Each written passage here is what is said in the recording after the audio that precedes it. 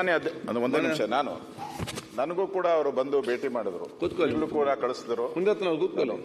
ಇದರಲ್ಲಿ ಕ್ಲಿಯರ್ ಆಗಿ ನಿಮ್ಗೆ ಫೋಟೋನ ಕಳಿಸ್ತೇನೆ ನೋಡಿ. ಕೈ ಹಿಡ್ಕೊಂಡು ಅವರು ಅಡಿಷನಲ್ ಎಸ್ ಪಿ ಮಹೇಶ್ ಮೇಘಣ್ಣನವರು, ಮಹೇಶ್ ಅವರು ಕೈ ಹಿಡ್ಕೊಂಡು ಇದು ಒಂದಲ್ಲ 5-6 ಫೋಟೋ ಕೊಟ್ಟಿದ್ರು, ಹೇಳ್ತಾ ಇರೋದು ಎಲ್ಲ ಮಾಡ್ತಾ ಇರೋದು ಹೊರಗಡೆ. ಅಂದ್ರೆ ಈಗ ಒಂದ್ ಕಡೆ ಆಡಳಿತ ಪಕ್ಷದವ್ರನ್ನೇ ಬಗ್ಬಡಿತಾರೆ, ಇನ್ನೊಂದ್ ಕಡೆ ವಿರೋಧ ಪಕ್ಷದವ್ರನ್ನ ಡಬಲ್ ಏಟ್ಗಳು. ಅವ್ರಿಗೆ ಸಿಂಗಲ್ ಏಟ್ ಆದ್ರೆ ನಮ್ಗೆ ಡಬಲ್ ಏಟು. ಏನೋ ಈ ಹೇಳೋರು ಕೇಳೋರು ಯಾರು ಇಲ್ಲೋ ಇಲ್ಲಿ? ಅಧಿಕಾರಿಗಳ ಸಾಮ್ರಾಜ್ಯ ಆಗ್ಬಿಟ್ಟಿದ್ಯಾ? ಎಲ್ಲಿಗೆ ಹೋಗ್ತಾ ಇದ್ದೀರಿ ನಾವು? ಚುನಾಯಿತ ಪ್ರತಿನಿಧಿ ಅಂದ್ರೆ ನಾವು ಮೊದಲೆಲ್ಲ ಕೃಷ್ಣ ಬೈರೇಗೌಡ್ರೆ ಸ್ವಲ್ಪ ನೋಡಿ ಈ ಕಡೆ. ಯಾಕೆ ಅಂತ ಹೇಳಿದ್ರೆ ಅವ್ರ ತಂದೆಯವರು ನಾವು ನೋಡಿದ್ರಿ,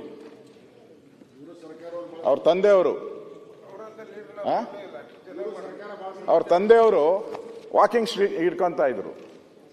ಗೊತ್ತಿಲ್ಲ ಇವಾಗ ಹಂಗೆ ಮಾಡೋಕ್ಕಾಗ್ತಾಯಿತ್ತೋ ಗೊತ್ತಿಲ್ಲ. ವಾಕಿಂಗ್ ಸ್ಟಿಕ್ ಇರ್ತಾ ಇತ್ತು.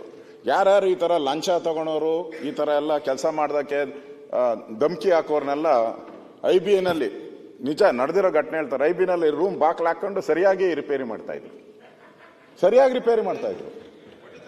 ನಾನು ಹೇಳ್ತಾ ಇರೋ ಸತ್ಯ ಹೇಳ್ತಾ ಇದ್ದೀನಿ. ಆತರ ಅಂದ್ರೆ ಆ ಮನುಷ್ಯ ಅಷ್ಟೇ ಕಟ್ನಿಟ್ಟಿದ್ರು, ಮತ್ತೆ ಅಷ್ಟೇ ಒಂದು ಯಾವುದೇ ರೀತಿ ಕರಪ್ಷನ್ ಯಾವುದು ಒಂದು ಕಳಂಕ ಇಲ್ದಂತ ವ್ಯಕ್ತಿ ಅವರು. ನಾವು ಎಲ್ಲಿಗೆ ಬಂದ್ಬಿಟ್ರಿ ಈಗ? ಚುನಾಯಿತ ಪ್ರತಿನಿಧಿಗಳು ನಾವು ಎಲ್ಲಿಗೆ ಬಂದ್ಬಿಟ್ಟಿದ್ದೀರಿ? ನಾವು ಯಾವ ಸ್ಥಿತಿಗೆ? ಅಧಿಕಾರಿಗಳೇ ನಮಗೆ ಬೆಲೆ ಕೊಡಲ್ಲ ಅಂದ್ರೆ ನಾವೆಲ್ಲ ಇದೆ ಶಾಸಕಾಂಗನೇ ಸರ್ವೋಚ್ಚ ಅಂತ ಹೇಳ್ತೀರಿ ನಾವೆಲ್ಲ ಕಡೆ.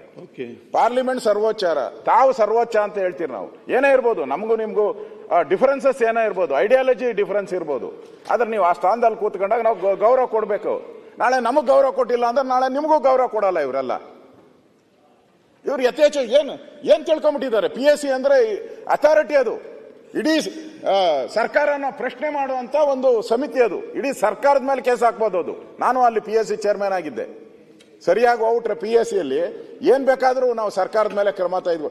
ಅಂತ ಕಮಿಟಿಗೆ ಬೆಲೆ ಇಲ್ಲ ಅಂತ ಹೇಳಿದ್ರೆ ಇರೋ ಕಮಿಟಿಗಳೆಲ್ಲ ಮುಚ್ಚಾಕ್ಬಿಡಿ. ಏನಕ್ಕೆ ಕಮಿಟಿಗಳೆಲ್ಲ ಮುಚ್ಚಿಬಿಡಿ ಕಮಿಟಿಗಳು. ಯಾವ ಕಮಿಟಿನೂ ಬೇಡ, ಯಾರು ಹೋಗೋದೇ ಬೇಡ. MLAಗಳು ಅವರೇ ಮಾಡ್ಕೊಂಡ್ಲಿ, ಎಲ್ಲ ಅಧಿಕಾರಿಗಳೇ ರಾಜ್ಯಭಾರ ಮಾಡ್ಕೊಂಡ್ಲಿ. ಎಲ್ಲಿಗೆ ಹೋಗ್ತಾ ಇದ್ದೀರ ಅಧ್ಯಕ್ಷ? ತಾವು ಹೇಗೆ ಈಗ ಸಚಿವರಿಗೆ ಸರಿಯಾಗಿ ಹೇಳಿದ್ರಲ್ಲ, ಹಾಗೆ ಅವ್ರಿಗೂ ಸರಿಯಾಗಿ ಇಲ್ಲಿಂದಾನೇ ಹೇಳಿ ಉತ್ತರ. ಅವ್ರಿಗೆ ಗೌರವ ಕೊಡ್ಲಿ. ಅವ್ರೇನ ವೈಯಕ್ತಿಕ ಇದ್ರೆ ಅವ್ರು ಮಾತಾಡ್ಕೊಂಡ್ಲಿ. ಈಗ ಅವ್ರೇನ ಕೆಟ್ಟದಾಗ ಏನಾನ ಹಣ ಕೇಳಿದ್ರ, ಅವರು ಏನಾನ ಬೆಂಬಲ ಕೇಳಿದ್ರ, ಅವ್ರು ಏನೂ ಇಲ್ಲ. ಅವ್ರ ಏರಿಯಾಗ ಆಗಿರೋ ಕೆಲಸದ ಬಗ್ಗೆ ಕೇಳ್ತಾ ಇದಾರೆ. ಅದರಲ್ಲಿ ಏನಿದೆ ತಪ್ಪು?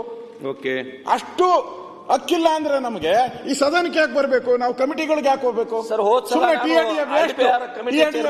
ನಮ್ ತಗೊಳ್ಳೋ TAD